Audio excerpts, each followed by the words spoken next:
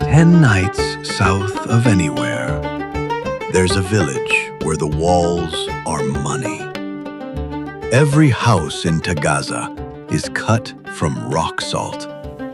The mosque, the walls of the house I slept in for 10 miserable days. The only wood in 1,000 miles is the camel hide stretched over the roof beams. Nothing grows here. Nobody chose to live here. And the slab sweating salt dust onto my camel's back right now, by the time it reaches the markets 3 weeks south, it will be worth more than the gold used to buy it. That was the normal part of the day. Loading it was the easy part. Using AI reconstruction, built from Ibn Battuta's own 14th century travel writing and modern historical scholarship, this is Yahya's crossing of the Sahara in the year 1352. Before the sun clears the salt pan, the flies are already awake. They were awake before I was. 2 slabs per camel, that's the rule. And it's a good one, because a camel that's carrying its limit doesn't wander. My guide checks each rope twice. He doesn't trust the flies, the heat, or me, in roughly that order. You've probably heard that this salt trades pound for gold somewhere south of here. It doesn't. What actually happens is stranger and slower. The price simply climbs, stage by stage, the further it gets from ground that grows nothing. A load like mine sells for 8 or 10 mithqals of gold at the first real market beyond the sand. By the time it reaches the capital, 3 weeks further, that same load brings 30, sometimes 40. Nobody agreed on a rate. The desert itself sets the price. 1 dead camel and 1 dry well at a time. The guide finishes the last rope and looks past me, toward the horizon we're about to erase ourselves into. Because that's the real math of this crossing, not the 8 mithqals or the 40. 10 nights between here and the next well anyone can promise us water at. And whatever's waiting for us out there, it isn't going to wait for the price of salt. 10 nights. By midday, the metal fittings on the saddle are too hot to touch barehanded. Everyone learns that lesson exactly once. Water here doesn't travel in bottles. It travels in jerbas, goatskin bags that sweat almost as much as we do, which is the point. The evaporation is what keeps what's left inside from cooking. Every rider gets a ration, measured by a man whose entire job is measuring it, and arguing with him is the fastest way to drink less tomorrow. Here's the part people get wrong most often. They imagine a camel simply doesn't need water out here. It does. It just delays the reckoning longer than we can. That delay is the only reason any of this works, and someone still has to find the next well before the delay runs out. Which is why every eye in the caravan keeps drifting to the same empty stretch of horizon. 3 days ago, the guide sent 2 riders ahead, the takshif, with nothing but water skins and instructions to find the next well and either fill it or warn us it's dry.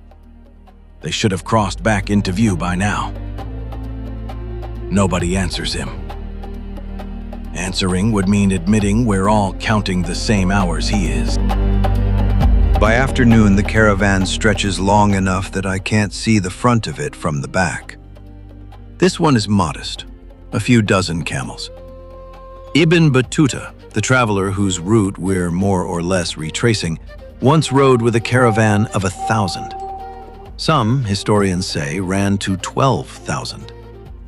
People imagine one merchant, a handful of camels, striking out alone into the sand with nothing but nerve. Nobody does that here. Not twice, anyway. The ones who tried are why everyone else doesn't.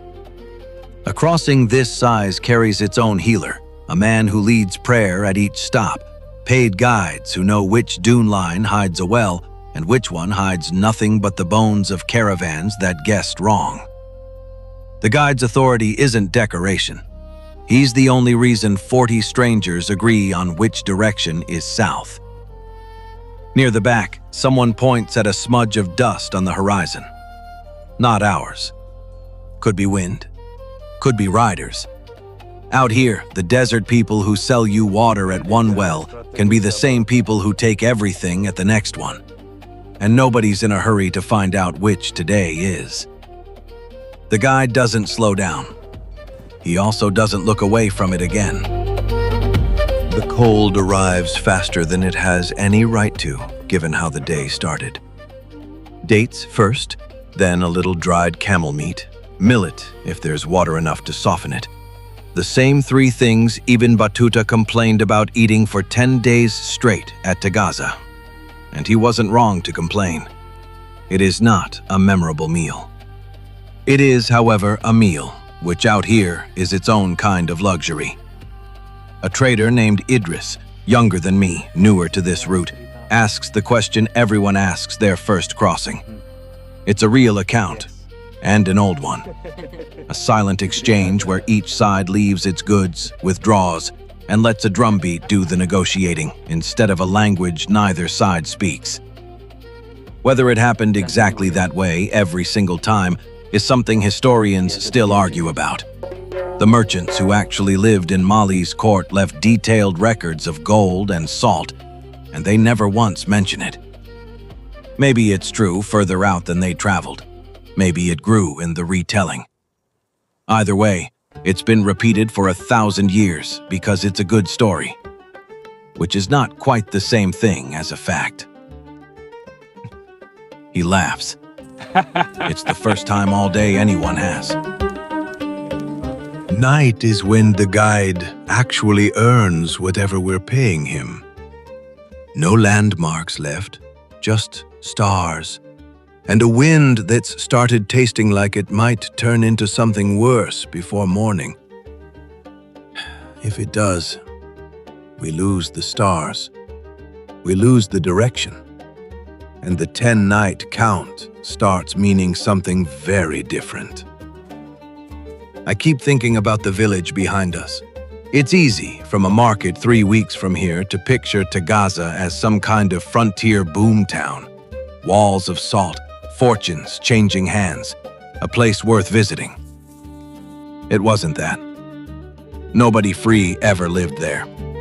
The only permanent residents in Ibn Battuta's own account were enslaved Masufa men, kept digging that salt out of ground that would grow nothing else, fed on dates and camel meat brought in from elsewhere because the land gave them nothing back. The traders, people like me, pass through for 10 uncomfortable days and leave. They never did. I'm carrying 2 slabs of that ground on my own camel's back right now. It doesn't make the math simpler. It just makes it honest. The wind hasn't turned yet. The guide watches it like it might. 10 nights, and on the 10th, the smudge on the horizon turns out to be palms, not sand. Nobody cheers. We're too tired, and too many of us have crossed this stretch before to trust a horizon that easily. But the guide's shoulders drop about an inch, and that's the closest thing to celebration this crossing gets. Yahya didn't know, riding into that well at dawn, that anyone 600 years later would care what his 10 nights cost him. He just knew the water had to last, and tonight it did. 3 more weeks like this one stand between him and a market where his cargo is finally worth what it's supposed to be. He'll make this same crossing again next season. So will the next man who takes his place when he doesn't.